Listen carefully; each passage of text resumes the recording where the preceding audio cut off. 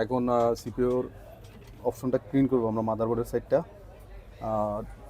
তাতালের temperature 350, আর আমরা একটা extra রাং use করতেছি যাতে নিচের টেম্পারেচারটা একটু কমে যায়, রাংগুলো ক্লিন করতে সহজ হয়।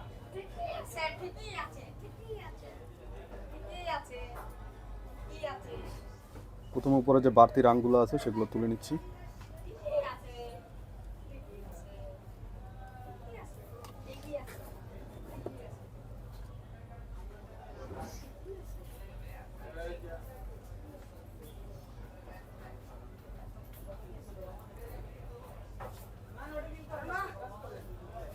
দাদু জান গিয়া আর ডিস্টার্বের কি আছে বন। সাথে সাথে কালো ব্ল্যাক পেজগুলো আমি ক্লিন করে নিচ্ছি তাতালের মাধ্যমে, আলতো করে, এখানে খুব বেশি প্রেশার দেওয়ার দরকার নেই।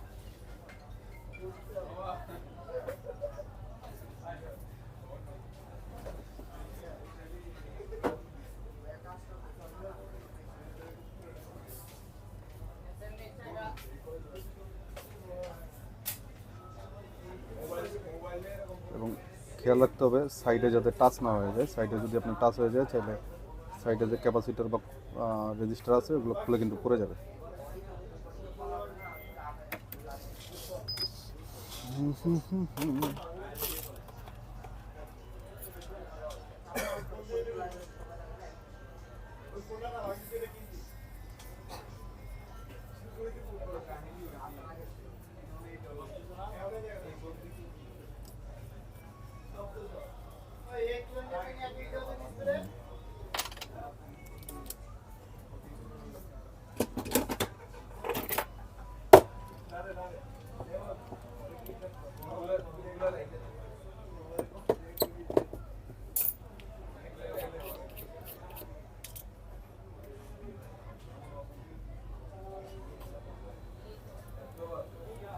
বোর্ডটা মোটামুটি ক্লিন করে ফেলছি, তো এখানে বাবলিং আছে, আমরা বাবলিংগুলো ক্লিন করে ফেলবো যাতে কোনো শর্ট সার্কিট না থাকে।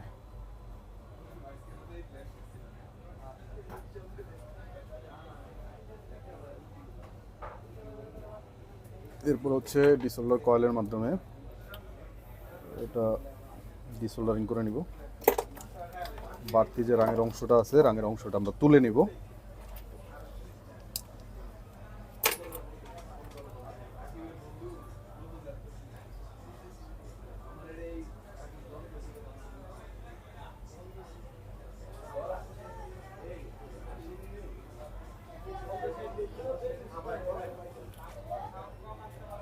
আপনারা অবশ্যই পুরো ভিডিওটা দেখবেন এবং প্রত্যেকটা কাজের যে টেকনিক আছে কীভাবে করতেছি সবগুলো ফলো করবেন।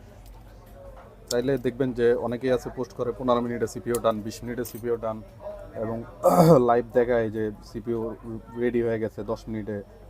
হ্যাঁ, এগুলো আপনারাও করতে পারবেন ইনশাল্লাহ।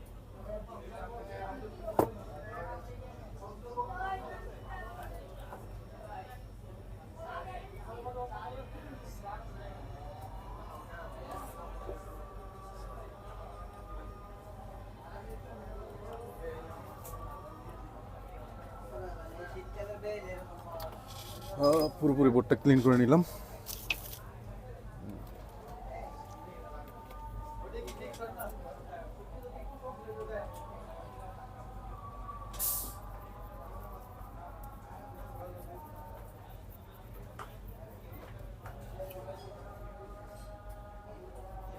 এরপরে একটু কনফার্মেশনের জন্য বোর্ডের সুইচিংটা চেক করে দেখব যে এটা আসলে কী অবস্থায় আছে। যদি আমার মাদারবোর্ডটা কোনো শর্ট সার্কিট বা কোথাও কোনো পার্টসে সমস্যা না হয়ে থাকে তাহলে এটার সুইচিং থাকবে 1 থেকে 3 এর ভিতরে। আমরা দেখতে পাচ্ছি পাওয়ার সাপ্লাইতে কোনো শর্ট সার্কিট নাই, তখন এটা আমরা পাওয়ার সুইচটার সুইচিংটা করে দেখব কী আছে সুইচিং। এখানে আমার 1 সুইচিং আছে আপনারা দেখতে পাচ্ছেন, তার মানে আমার পাওয়ার আইসি এবং অন্য সাইডে আশা করি কোনো এফেক্ট হয় না। এখন হচ্ছে দ্বিতীয় স্টেপ, যেটা খুব ইম্পর্টেন্ট 11 বুট সোয়াপ করার ক্ষেত্রে। কারণ হচ্ছে স্টোরেজ তো চেঞ্জ করতেই হবে আপনার 11 ক্ষেত্রে, কারণ আপনি আইফোন এক্স পর্যন্ত পার্পেল মোডে হয়তো ডাটা রিকভারি করে দিতে পারবেন, কিন্তু এর পরের মডেলগুলোই আপনি আর পারবেন না, যার কারণে আপনাকে স্টোরেজটা অবশ্যই পরিবর্তন করতে হবে। তো স্টোরেজ চেঞ্জ করাটা আইফোন 11 একটু কষ্টসাধ্য, কারণ স্টোরেজের ঠিক বিপরীত পাশে, মানে আমার মানে হচ্ছে স্টোরেজ হচ্ছেই তার বিপরীত পাশে হচ্ছে পাওয়ার আইসি। তো এটা খুলতে গেলে বেশিরভাগ ক্ষেত্রে পাওয়ার আইসিটা শর্ট হয়ে যায়, মেল্টিং হয়ে শর্ট হয়ে যায়। তো এটা খোলার একটা সহজ টেকনিক আছে, যেটা আপনার 100% কার্যকর না হলেও মোটামুটি 70 থেকে 80% আপনার কার্যকর হবে, আপনার পাওয়ার আইসি ইনসুলেট হবে না। তো আমরা আগে এটা গ্লু পরিষ্কার করে নিই সাইডের, আবারও সেই যথারীতি 11 নম্বর ব্রেক দিয়ে।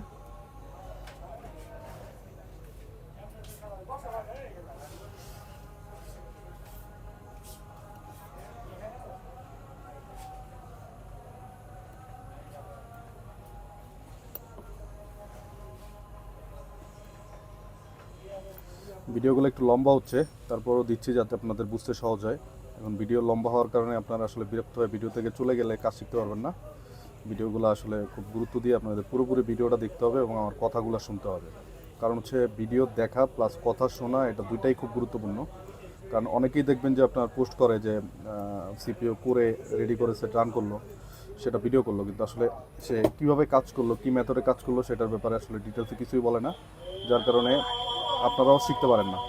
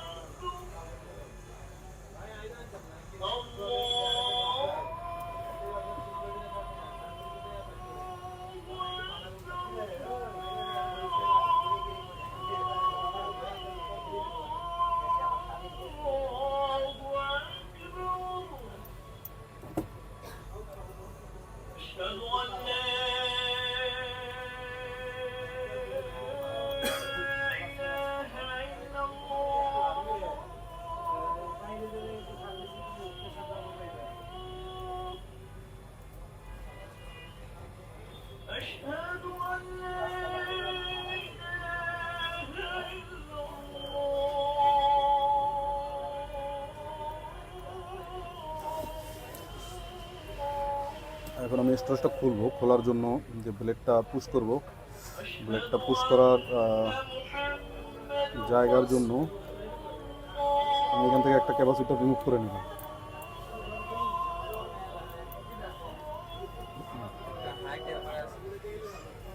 পেজ থাকলে পেজ দাও তো। হ্যাঁ, একটা দাও। এরপরে আমরা স্টোরেজটা রিমুভ করব। টেম্পারেচার দেওয়া আছে 340, দিয়ে দাও। টেম্পারেচার 340 আর হচ্ছে এয়ার হচ্ছে 50। এখন স্টোরেজটা আমরা তুলবো, কীভাবে তুলে একটু ভালো করে খেয়াল করেন। পিকটা শুধুমাত্র আইসির উপরে, আর যে আমরা যে আইসিটা রিমুভ করার জন্য যে ব্লেডটা নির্ধারণ করব, ব্লেডটা হচ্ছে এরকম চিকন, মাথাটা একদম চিকন এবং একটু শক্তপোক্ত, যে খুব বেশি ফ্লেক্সিবল না। তো আমরা এইটা দেওয়া শুরু করলাম, কারণ এখানে বেশি টাইম দেওয়া যাবে না। আপনি যদি টাইম দেন সেক্ষেত্রে আপনার পাওয়ার আইসিটা ইনসুলেট হয়ে যাওয়ার ভয় সবচেয়ে বেশি থাকবে।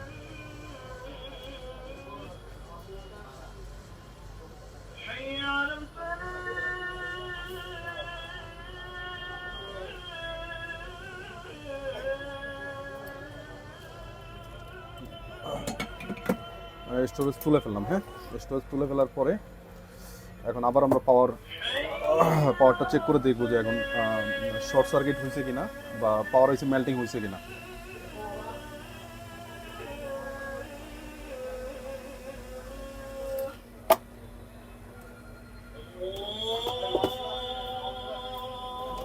পাওয়ার আইসি মেল্টিং হলে বেশিরভাগই এই সাইডে আপনারা দেখতে পাবেন যে পাওয়ার আইসির পাশ থেকে বাবলিং করছে, যেমন রাঙ্গুলা।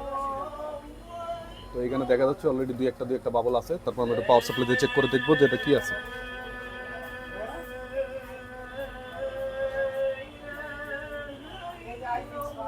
আপনারা দেখতে পাচ্ছেন পাওয়ার সাপ্লাইতে আমরা দিয়ে চেক করতেছি, এটা কিন্তু কোনো শর্ট সার্কিট নাই। তারপর আমরা একটু সতর্কতা অবলম্বন করে একটু সুইচিংটা চেক করে নিব কনফার্মেশনের জন্য।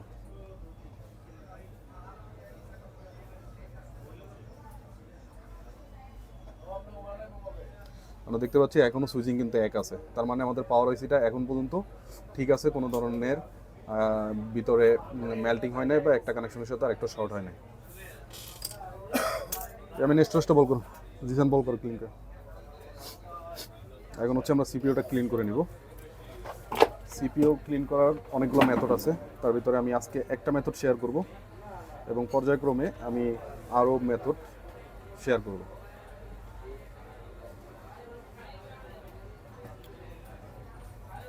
সিপিইউর প্যাডগুলো কিন্তু খুবই দুর্বল, হ্যাঁ, খুব বেশি মাত্রায় প্রেশার দেওয়া বা ওর উপরে চাপাচাপি করা এটা আসলে দরকার নেই। প্রথমে পেস্ট দিয়ে নিলাম। পেস্ট দেওয়ার পরে নিচের টেম্পারেচারটাকে দুর্বল করার জন্য বাড়তি এক্সট্রা রাং নিয়ে নিলাম। তাতালের মাধ্যমে তাতালের রাংটা লাগিয়ে নিলাম। সরাসরি চাপ দিয়ে না ধরে উপর থেকে আলতো করে ধরে উপরে যে বাড়তি রাংগুলো আছে এগুলো তুলে নিব।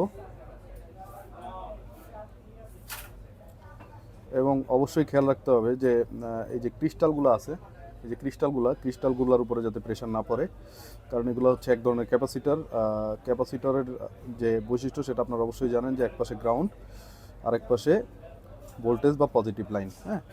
তো সেক্ষেত্রে আপনার যদি একটা ক্যাপাসিটার এখানে ভেঙে যায়, তার মানে কী হলো, আপনি ওই লাইনটাকে শর্ট করে দিলেন।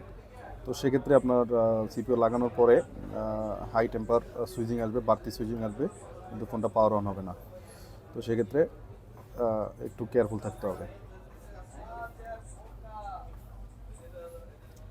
তো এই ক্যাপাসিটরগুলো ভাঙলেও সমস্যা নাই, রিমুভ করে দিলে আপনার সেট চলে, কিন্তু সেটটা একটু স্লো হওয়ার সম্ভাবনা থাকে। তো যার কারণে সতর্ক থাকতে হবে যাতে ক্যাপাসিটরগুলো না ভাঙে। তো আমি পুরো সিপিইউর যে বাড়তি যে বলগুলো ছিল ওগুলো তুলে নিলাম। এখন হচ্ছে অ্যালকোহলের মাধ্যমে এটা ক্লিন করে নিলাম। হ্যাঁ, ক্লিন করার পরে আমি একটা টুইজার নিব। টুইজারের মাথাটা অবশ্যই খেয়াল করতে হবে, খুব মাত্রা অতিরিক্ত ধারালো যাতে না হয়। যদি আপনার ধারালো হয় সেক্ষেত্রে আপনার এইভাবে স্ক্রাচ করে যখন আপনি এই গুলোটা পরিষ্কার করবো তখন এখানে দাগ পরে লাইন কেটে যাবে। তো আমরা এখন 340 হিট এবং 50 এয়ারের মাধ্যমে গুলোটা পরিষ্কার করব, এবং খুব বেশি প্রেশার দিয়ে হিট দেওয়ার দরকার নেই। একটু ডিস্টেন্স মেনটেন করে যতটুকু প্রয়োজন অতটুকু দিয়ে আস্তে আস্তে গুলোটা পরিষ্কার করে নেবে। হ্যাঁ, এবং খেয়াল রাখতে হবে আলতো হাতে, হ্যাঁ, কারণ একটু বেশি প্রেশার দিলে আপনার বল ভাঙা উঠে আসবে অথবা নিচে লাইন কেটে যাবে।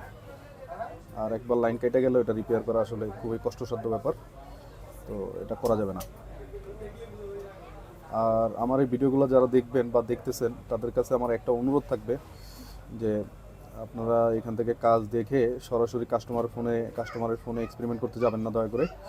কারণ কাস্টমারের একটা ফোন অনেক ইমোশনের জায়গা, সে অনেক কষ্ট করে টাকা দিয়ে ফোনটা কিনছে।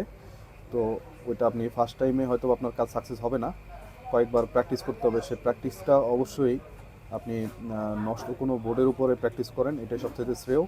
যখন দেখবেন যে আপনার কাজগুলো পারফেক্টলি হচ্ছে, করতে পারতেছেন, আপনি তখনই গিয়ে কাস্টমারের ফোনে কাজ ধরবেন, তার আগে না। আর কাস্টমারের ফোনে কাজ ধরার পরে যদি দেখেন যে আপনার প্রথম কাজ মানে সাকসেস কম, আপনার 10টার ভিতরে 2-3টা ফোন রেডি করতে পারতেছেন আর 6টা ফোন আপনি রেডি করতে পারতেছেন না, সেক্ষেত্রে আপনি আবার কাস্টমারের ফোন রিসিভ করা বন্ধ করে দেন। আপনি আবার প্র্যাকটিস করেন, প্র্যাকটিস করার পরে যখন দেখবেন যে এখন আবার ভালো হয়েছে তখন আবার কাস্টমারের ফোন ধরবেন। কারণ কাস্টমারের ফোন নষ্ট করার কোনো প্রয়োজন নাই, এতে করে আপনার দোকানের ক্ষতি হবে, বদনাম হবে যে আপনার কাছে কাজ দিচ্ছে আপনি কাজ করতে পারেন না।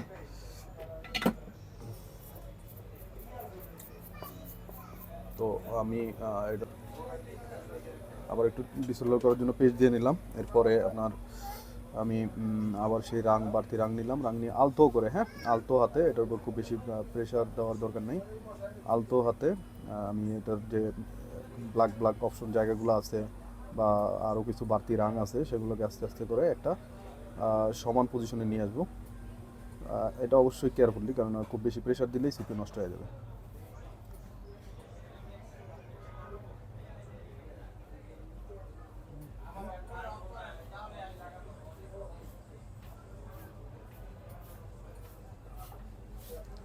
আর এক্ষেত্রে তাতালের যে আপনার বিট ইউজ করবেন, বিটটা অবশ্যই খেয়াল রাখতে হবে যে মাথায় কোনো ধারালো কোনো অবস্থায় আছে কি না। পাশাপাশি আপনার ভালো কোম্পানির বিট ইউজ করাটাই সবচেয়ে বেটার।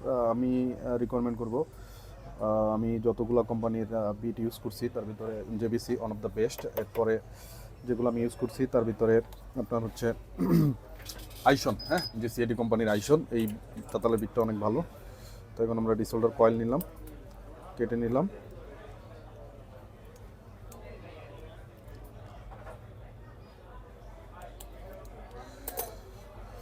কাটার পরে আমরা এটা একটা সমান পজিশনে নিয়ে আসবো। তো এটা সবসময় খেয়াল রাখতে হবে যে এই যে আমি এটা নিলাম ডিসেম্বর কয়েল, এটা কিন্তু কাটার সময় এক সাইডে বাঁকা হয়ে থাকে, বাঁকা হওয়ার কারণে ধারালো অবস্থায় থাকে। যখন আপনি এভাবে টান দিবেন তখন ওইটা বাজায় নিয়ে আসবে, নিয়ে আসলে কী হবে, পিন উঠে যাবে। এটা অবশ্যই খেয়াল রাখতে হবে, কারণ আমি এটা দেখতেছি এটা সমান আছে। হ্যাঁ, তো সমান থাকার কারণে এটা আমার কোনো ক্ষতি করবে না ইনশাল্লাহ। আর বলগুলো নরম হওয়ার আগে এভাবে ধরে টান দিবেন না, তাহলে কিন্তু প্রিন্ট উঠে যাবে। আর আপনি যখন হিটটা দিবেন, প্রথমে হচ্ছে আপনার ডিসোল্ডার কয়েল এবং সিপিইউ দুইটাই যাতে নরম হয়, তারপরে হিটটা দিয়ে আস্তে আস্তে টানবেন। হ্যাঁ, আর আমার সঙ্গে একটু খেয়াল করেন আমি কীভাবে টানতেছি, আস্তে করে। হ্যাঁ, এখানে খুব বেশি প্রেশার দরকার নেই। যদি আপনি প্রেশার দেন সেক্ষেত্রে আপনার বেশিরভাগ চান্স থাকবে আপনার সিপিইউটা নষ্ট হয়ে যাবে। আপনি প্রয়োজনে 2 মিনিটের কাজ 10 মিনিট বসে করেন, আস্তে আস্তে করেন, কারণ কোনো তাড়াহুড়া নেই, তাহলে কাজ হবে না। আর আপনার করতে করতে যখন হ্যান্ড স্কিল ভালো হয়ে যাবে ইনশাল্লাহ, তখন একটু তাড়াতাড়ি করবেন, একটু একটু করে স্পিড বাড়াবেন, তখন আপনি করতে পারবেন ইনশাল্লাহ।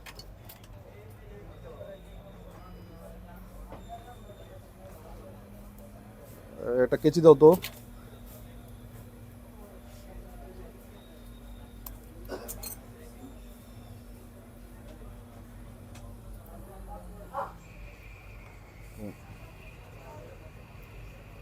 আরও কিছু বাড়তি আছে, ওগুলো আমরা ক্লিন করে নেব। তো আপনারা এখানে দেখতে পাচ্ছেন যে আমার ডিসোল্ডার কয়েলটা কিন্তু উপরের রাংগুলা কিন্তু টাইনে নিতে পারতেছে না। এর মূল কারণ হচ্ছে এটা একদম নিউ এবং এখানে কোনো ধরনের কি ঝালাই করা নেই। তো এটার একটা সলিউশন আছে, সেটা হচ্ছে আপনি প্রথমে একটু রাঙের ভিতরে চুবাবেন, এভাবে করে এটা তুলে নেবেন। হ্যাঁ, এভাবে তুলে নেবেন, তুলে নিলে কী হবে, এটা আপনার রাং ধরা থাকবে আগে থেকেই। তো রাং যেহেতু আমার ধরা আছে, তো আমি এখান থেকে যতটুকু প্রয়োজন অতটুকু রেখে কেটে দিলাম, এরপরে আমি আবার বাড়তি করে নিলাম। সেক্ষেত্রে আপনি খেয়াল করেন যে আমাদের এটা ক্লিন করা কিন্তু আগের চাইতে অনেক সহজ হয়ে যাচ্ছে।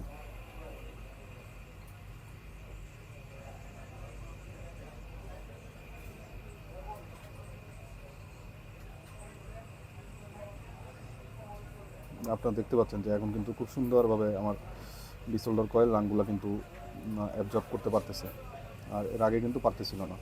এগুলো অনেক ছোটো ছোটো টেকনিক, কিন্তু এগুলো খুব জরুরি। এগুলা কোনো ট্রেনিং সেন্টারও কিন্তু আপনাদেরকে শেয়ার করবে না। আপনারা যারা অলরেডি 1 লাখ 1.5 লাখ টাকা দিয়ে ট্রেনিং করছেন তারাও হয়তো জানেন। তো এখানে অনেকেই মনে করতে পারেন আমি ট্রেনিং সেন্টারে বদনাম করতেছি, আসলে বিষয়টা এরকম না। আমি জাস্ট একটা এক্সাম্পল হিসেবে বললাম। ট্রেনিং সেন্টারের জায়গায় ঠিক আছে, তারা তাদের মতো কাজ করতেছে, আপনারা তো সেখানে বুঝে শুনেই যাচ্ছেন, এবং তারাও তাদের জায়গা থেকে ভালোই চেষ্টা করতেছে আপনাদেরকে কাজ শেখানোর জন্য।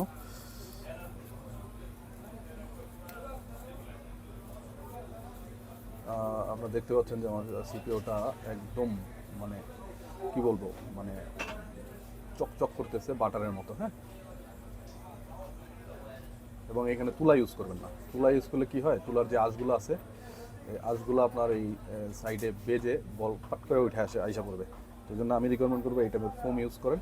তো ফোম ইউজ করলে কী হবে, আপনার এই লাইনগুলো কেটে ওঠার সম্ভাবনাটা কমে যাবে। কারণ এটা হচ্ছে আমার এক্সপিরিয়েন্স, আমি এর আগে অনেকবার দেখছি যে তুলা দিয়ে যখন পরিষ্কার করতে গেছি তখন এই লাইনগুলো কেটে গেছে। তো আপনারা একটু সিপিওটা দেখেন, সিপিওটা কিন্তু একদম চকচক করতেছে, একটা প্রিন্টও আলহামদুলিল্লাহ ড্যামেজ হয় না। তো সিপিওটা এখন আমরা ক্লিন করে নেব। এই যে আমি অকটেন বলেন, থিনার বলেন, যাই বলেন, অ্যালকোহল বলেন, এটা ক্লিন করে নিলাম। ক্লিন করে নিয়ে আমি এখন এটা রিভলভ করব। হ্যাঁ, আমি এখন রিভলভ করব। তো আমি এখন রিভলভ করার জন্য ইউজ করব ওয়াইসিএস এর রিভলভ প্লেট। আমি জানেন আপনারা, কয়েকদিন আগে আমি ওয়াইসিএস এর অফিসে গিয়েছিলাম চায়নাতে, আলহামদুলিল্লাহ। তো ওইখান থেকে আমি তো অনেক কোম্পানির সিপিও রিভলভ প্লেট ইউজ করছি। তো আমি চিন্তা করলাম ওয়াইসিএস এরটা একবার ট্রাই করে দেখি কী অবস্থা। এই জন্য আমি ওয়াইসিএস এর একটা রিভলভ প্লেট নিয়ে আসছি আমার সাথে করে, চেক করার জন্য যেটা কোয়ালিটি কী। এবং আলহামদুলিল্লাহ আমি যথেষ্ট পরিমাণে সন্তুষ্ট এটা ইউজ করে। কারণ হচ্ছে অন্যান্য অনেক বল প্লেট কোম্পানি আমি দেখছি যেগুলো হচ্ছে বিশেষ করে মাল্টি যেগুলো থাকে, ওগুলো প্লেসিং করতে গেলে অনেকটা বেগ পোহাইতে হয়, যেমন সাইডে বা এবং ডান বাম এটা সঠিকভাবে মিলতে চায় না। তো আমি এটা দেখলাম যে এটা খুব সুন্দরভাবে পজিশনিং হয়, ডান বাম কম হয়। তো সবার আগে আমি বল প্লেটটা পরিষ্কার করে নিচ্ছি।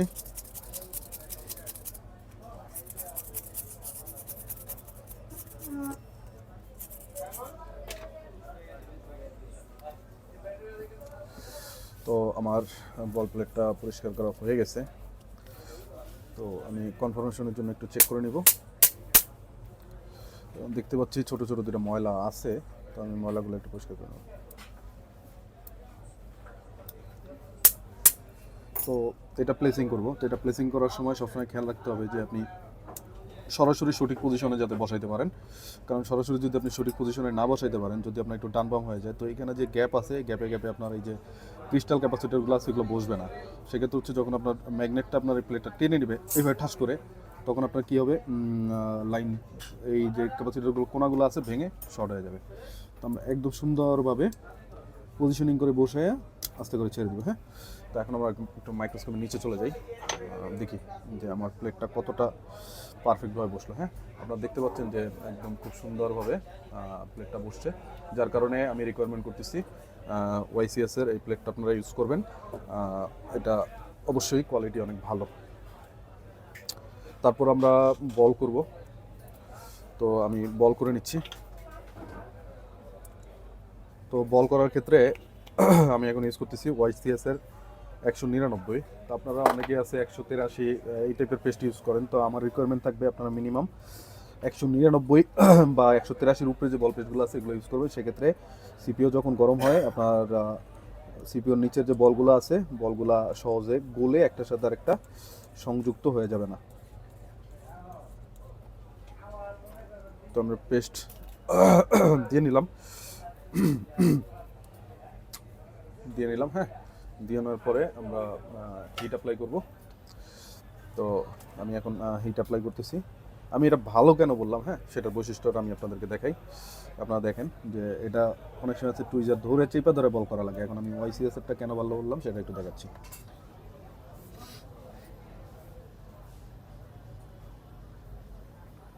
অনেক কোম্পানির আমি বল প্লেট ইউজ করছি, হিট দিতে গেলে এখান দিয়ে ফুলে যায়, ওইখান দিয়ে ফুলে যায়, এখান দিয়ে ফুলে লাফায় ওঠে, এরকম অনেক সমস্যা পাইছি। তো ওয়াইসিএসেরটা আপনি একটু খেয়াল করে দেখেন যে এরকম কিন্তু আলহামদুলিল্লাহ হচ্ছে না। তো একদম প্র্যাকটিক্যালি আমি আপনাদেরকে সব কিছু বলে দিচ্ছি। অনেকের এই চটকদার কথা শুনে অনেকের টুলস কোম্পানি এবং অনেক টুলস বিক্রেতা তাদের পণ্য বিক্রি করার জন্য কি করে, ট্রেনিং সেন্টার বা যারা ট্রেনার থাকে ট্রেনিং করে তাদেরকে একটা সুবিধা দেয় যে এই টুলসগুলো আপনারা স্টুডেন্টদেরকে কাজ করার জন্য শেখান। তো তারা কি করে ওই ফ্রিতে টুলস এবং মেশিনপত্র পাওয়ার জন্য তারা ওই জিনিসগুলাই শো করে। তো আমার আসলে কারো থেকে আমি বেনিফিট নিইও না, যার কারণে যেটা সঠিক, যেটা আপনাদের সবার ব্যবহারের জন্য ভালো হবে, আমি সেই জিনিসটাই আপনাদের মাঝে তুলে ধরার চেষ্টা করবো ইনশাল্লাহ। তো আপনারা দেখেন যে বলগুলো কত সুন্দর হয়েছে। আমার এখানে চাপ দিয়েও ধরতে হয় নাই, এমনকি এখানে চাপ দিয়েও ধরতে হয় না টুইজার দিয়া, এমনকি টিনটা ফুলে ওঠে নাই। আমরা সুন্দর করে টিনটা তুলে নিব। হ্যাঁ, দেখেন আমার সিপিওর সাথে কিন্তু টিনটা বেজে ছিল না, আমি সুন্দরভাবে টিনটা তুলে ফেলতে পারছি। অন্যান্য কোম্পানির দেখবেন যে আপনি টিন বেজে যায়। এরপরে বল করার পরেও একটু বলগুলা একটু বাঁকাতারা থাকে, তো আমি একটু বাঁকাতারা যে বলগুলো আছে সেগুলো একটু সমান করে নিই।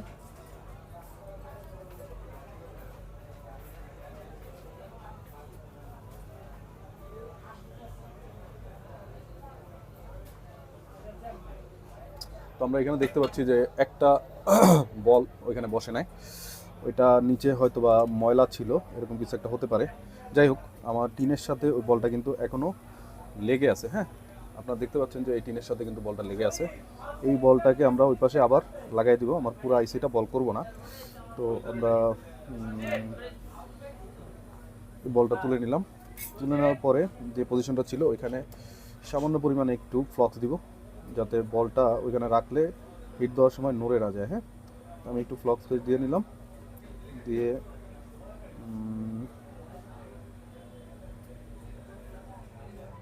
বলটা বসালাম এখানে। তো আমি এখন একটু জুম করে নিই।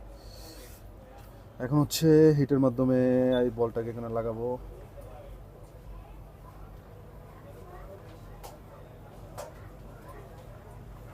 আমি একটু টুইজার দিয়ে টাচ করে রাখতেছি যাতে বলটা সরে আরেকটার সাথে সংযুক্ত না হয়। এখন এটা কিন্তু বলটা এখানে বসছে। তো আমি আরেকটু হিট দিয়ে নেব যাতে পুরোপুরি এই জায়গাটায় বসতে পারে। হ্যাঁ, তো এটা কিন্তু বসে গেছে, আপনারা দেখতে পাচ্ছেন। আর এখন আপনারা যদি পুরোপুরি সিপিওটা একটু দেখেন, তাহলে দেখবেন যে কত সুন্দর বল হয়েছে। আলহামদুলিল্লাহ, একটা বল বড় ছোট নাই, কোনো কাটাকাটির প্রয়োজন নাই। এবং সাইডের এগুলো দেখেন যে কত সুন্দর চকচক করতেছে, আপনার কোনো ধরনের কাটা চিরা স্ক্রাচ দাগ কিচ্ছু নাই। হ্যাঁ, এর চাইতে আসলে সহজ মেথড আরও অনেকে বলে, কিন্তু আমার জানা মতে এর চাইতে আর সহজ মেথড কী আছে আমি জানি না। হয়তো আমার চাইতে অনেক বড় বড় মাস্টার থাকতে পারে, তারা হয়তো আরও ভালো জানতে পারে। তো আমার সিপিও কিন্তু রিভলভ করা শেষ। তো এখন হচ্ছে আমরা সিপিওটা ইনশাল্লাহ মাদারবোর্ডটায় লাগাবো। তো আপনারা এর আগেই দেখছিলেন যে আমি মাদারবোর্ডটা কীভাবে প্রসেস করে রাখছিলাম। তো আমি মাদারবোর্ডটা আগে থেকে প্রসেস করে নিয়েছিলাম। এখন হচ্ছে আমরা সিপিওটা মাদারবোর্ডে ইনশাল্লাহ ইনস্টল করব। তো ইনস্টল করার আগে অবশ্যই খেয়াল রাখতে হবে যে এই সব জায়গায় কোথাও কোনো কালো পেস্টিং বা ময়লা যাতে কোনো কিছু না থাকে। তার পাশাপাশি এই যে অপশনগুলো আছে এই অপশনগুলো একটু ক্লিন করে নিতে হবে। হ্যাঁ, কারণ ক্রিস্টালগুলো ওইখানে বসে। তা আমি এখন ওই জায়গাগুলো ক্লিন করে নিব। তো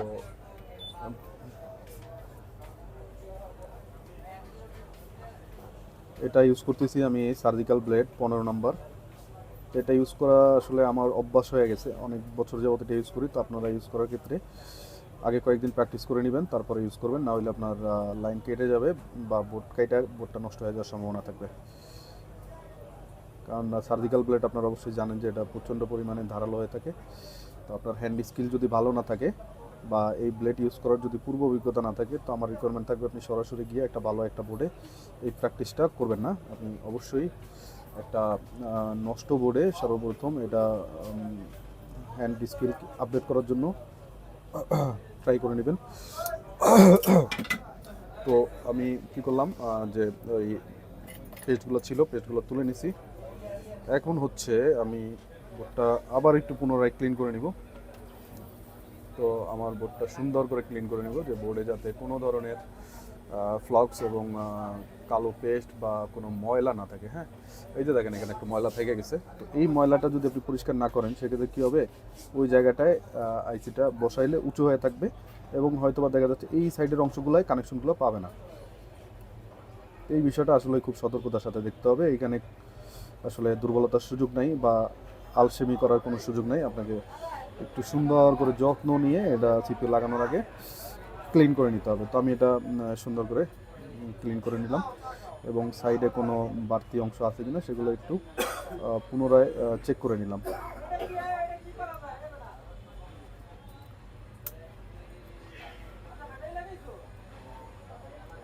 জি, আমি এখন এটা পুরোটা করে নিলাম। এখন আমি এখানে ফ্লক্স ইউজ করব এটা লাগানোর জন্য। তো ফ্লক্সের ক্ষেত্রে অবশ্যই একদম অল্প পরিমাণে, হ্যাঁ, এই যে দেখলেন যে আমি অল্প পরিমাণে দিলাম। এরপরে আপনার একটা পরিষ্কার হাত দিয়ে জাস্ট এইভাবে লেপে দিতে হবে। হ্যাঁ, আমি একদম পরিষ্কার বাংলা ভাষায় বললাম যে লেপে দিতে হবে। আপনি এটা সমান করে দেন। যদি আপনি বড় বড় আকারের যদি ওগুলো রাখেন পেস্ট, সেক্ষেত্রে আপনার কি হবে, আইসিটা বসানোর পরে আইসিটা হিট দিলে সাথে সাথে একদিকে সরে যাবে। তখন একটা বল আরেকটার সাথে বসে যাবে, আপনার কাজটা হবে না, আবার আপনাকে পুনরায় সিপিও খুলতে হবে। তো সিপিওটা পারফেক্টলি পজিশনে বসিয়ে নিলাম। এখন হচ্ছে হট গান দিয়ে হিট দিয়ে এটা বসাবো। তো আমি পাওয়ার আইসির পাশে একটু কয়েন দিয়ে নিলাম যাতে হিটটা একটু পাওয়ার আইসিতে কম লাগে। আমি টেম্পারেচার রাখছি 340 এবং হিট হচ্ছে টেম্পারেচার 340 এবং এয়ার হচ্ছে 50।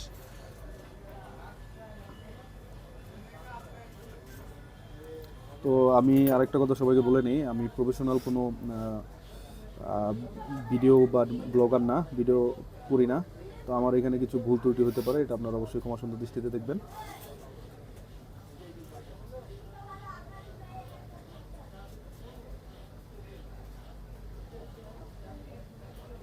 এখন আমরা একটু করে পেস্ট দিব যাতে কোথাও যদি একটু এলোমেলো হয়ে থাকে বলগুলো লাগে সেটা মানে একদম সুন্দর পজিশনে বসে যাবে। এরপরে হালকা একটু করে শেক, খুব বেশি জোরে না, হালকা একটু করে, তাতে করে সব জায়গায় বলগুলো গলছে কিনা বা কানেকশন হয়েছে কিনা এটা বোঝার জন্য। তো এটা লাগাই ফেললাম। এখন হচ্ছে ঠান্ডা করব।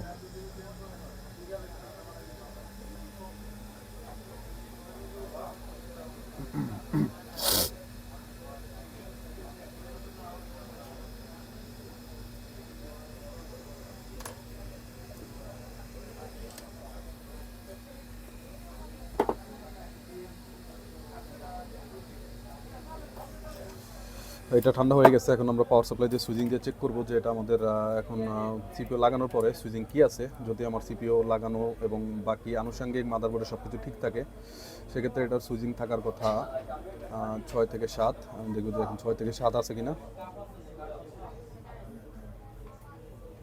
জি, আমরা দেখতে পাচ্ছি যে 7, 8, 11, 12 এরকম আছে। তার মানে আমাদের সুইচিং ঠিক আছে। তো আমি এখানে একটা জিনিস আবার চেক করে দেখাই, যে আপনারা দেখেন যে এখানে কিন্তু আমার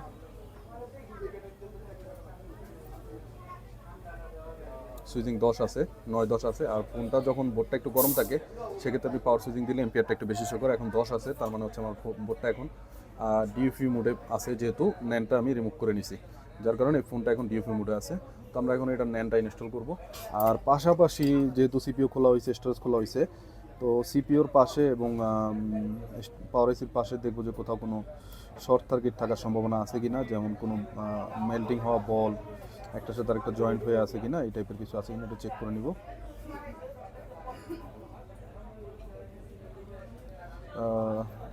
আলহামদুলিল্লাহ আমরা ওইরকম কিছু দেখতে পাইনি এখানে। তো এখন স্টোরেজটা লাগানোর পালা, আমরা স্টোরেজটা লাগিয়ে নিব। তো স্টোরেজটা লাগানোর আগে অবশ্যই আমাকে স্টোরেজের নিচের যে কালো পেস্টগুলো আপনারা দেখতে পাচ্ছেন, ব্ল্যাকগুলোটা পরিষ্কার করে নিতে হবে। তো ব্ল্যাকগুলো পরিষ্কার করার জন্য আমি 230 হিট এবং 50 এয়ার ব্যবহার করতেছি। তো আপনারা দেখুন আপনাকে কীভাবে আমি আসলে ব্ল্যাক পেস্টটা পরিষ্কার করি।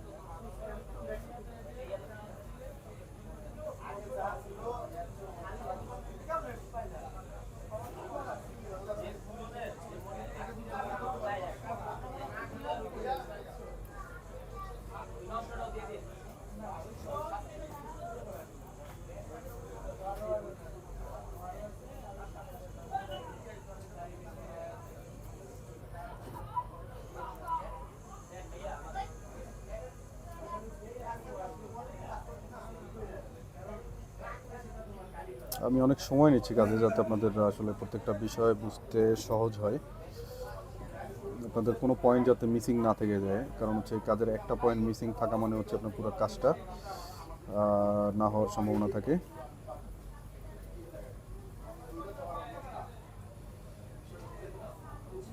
তো আমরা পুরোপুরি এটা পরিষ্কার করে নিলাম। পরিষ্কার করার পরে আমরা এখানে দেখতে পাচ্ছি যে এখানে একটা রেজিস্টার বা ক্যাপাসিটার নাই, এখানে একটা রেজিস্টার বা ক্যাপাসিটার নাই। এটা আমার ক্লিন করার প্রসেস বলেন বা আইসি খোলার সময় বলেন খুলে পড়ে গেছে। তো এটা আমরা একটু চেক করে নিব যে এটা আসলে আমাদের প্রয়োজনীয় কিছু কিনা। তো আমি এটা একটু চেক করবো এখন। এটা আমি পাশে দেখতে পাচ্ছি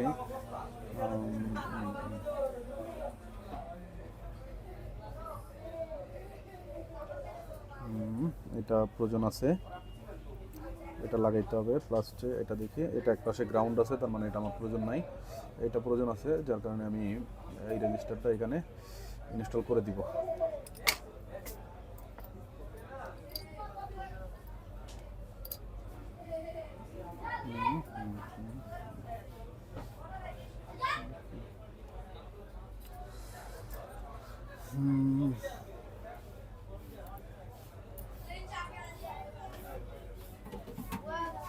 তো এটা আসলে এখানে জাম্পার করে দিলে হয়ে যাবে আশা করি। এটা আমি এখানে জাম্পার করে দিব। তো নিচের এখন এটা একটা ডিসোলার করে নিই।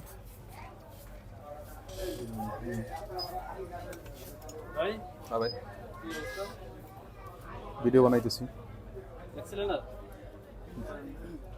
বানাইতেছি বস।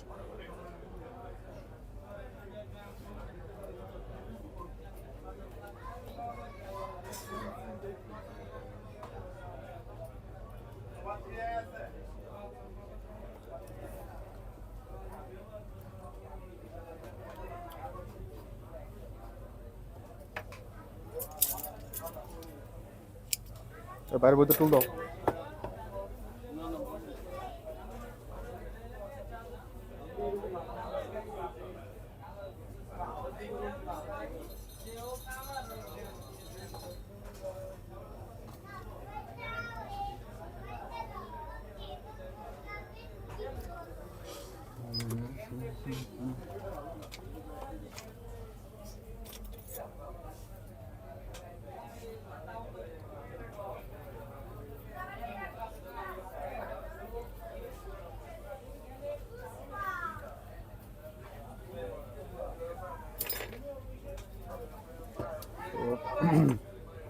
পুরোপুরি বোর্ডটা সুন্দর করে ক্লিন করে নিলাম। স্টোরেজ, এখন হচ্ছে স্টোরেজটা লাগাবো।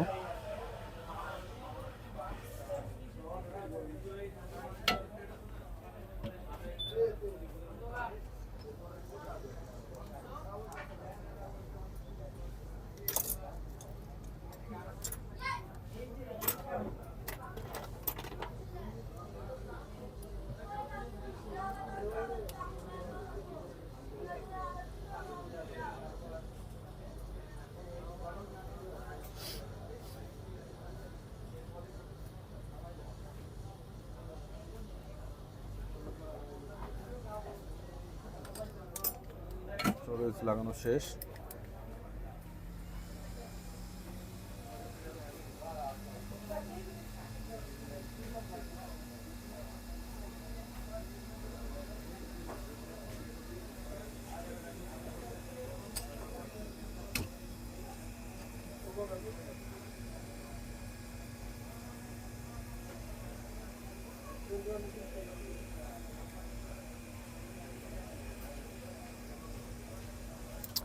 এখন এটা পাওয়ার সাপ্লাই দিয়ে আমরা চেক করি। আমরা কিন্তু ওই রেজিস্টার বা ক্যাপাসিটারটা লাগাইনি, আমরা এখন একবার চেক করে নিই আসলে পাওয়ার অন হয় কিনা। যদি না হয় সেক্ষেত্রে এটা লাগাবো।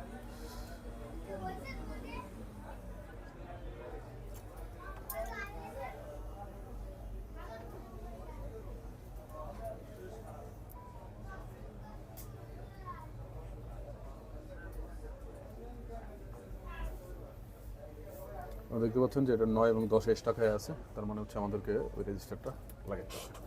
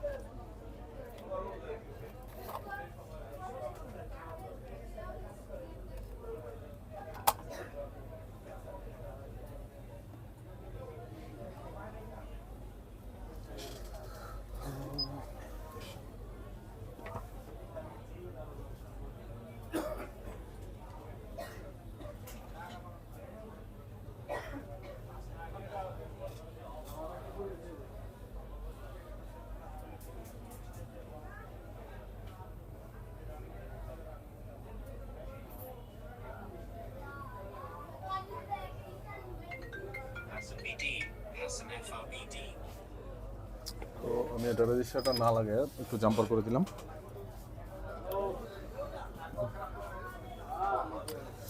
এখন আবার চেক করব।